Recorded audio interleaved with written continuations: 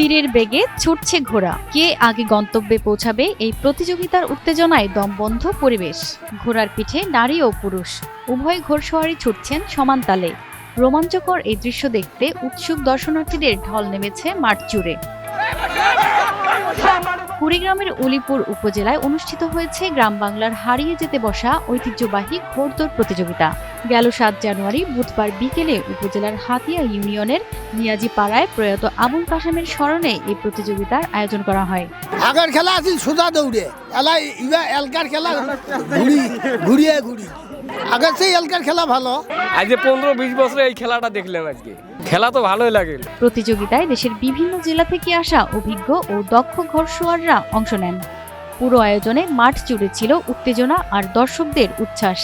শিশু কিশোর থেকে শুরু করে নারী পুরুষ সব বয়সী মানুষের পদচারণায় মুখর হয়ে উঠেছিল পুরো এলাকা।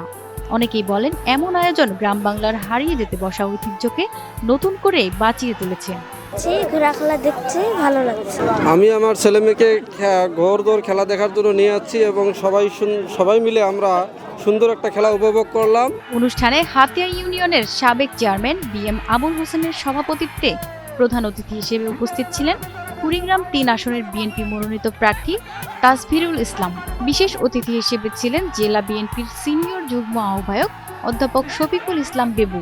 আমরা চাই প্রতি বছর এমন একটা বিনোদনমূলক অনুষ্ঠান হাতিয়া তথা উলিপুর উপজেলার যে কোনো জায়গায় অনুষ্ঠিত হোক, কারণ এই বিনোদনের মাধ্যমে একজন মানুষের মন মানসিকতা সহ সব কিছুরই কিন্তু পরিবর্তন হয়।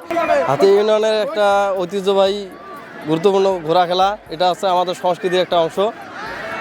প্রতি বছর প্রায় এটা হয়ে থাকে। এটা ছোট বড় সকল স্তরের মানুষেরা এখানে এসে আনন্দ উপভোগ করে। তো এটা আসলে আমাদের গ্রাম বাংলাতে ঐতিহ্য ধরে রাখার জন্য আমাদের যে হাতিয়া ইউনিয়ন এটা আয়োজন করছে, আমি এর জন্য ধন্যবাদ জানাই। এবং গ্রাম বাংলার যে মানুষগুলো আছে তারা আসলে বিনোদনের কোনো জায়গা পায় না, যেটা আসলে আমাদের এই যে একটা আয়োজনের মাধ্যমে আমাদের গ্রাম বাংলার মানুষগুলো একটু বিনোদন নেয়, তাদের বিনোদনটা পাচ্ছে, যেটা আমাদের অধিকার।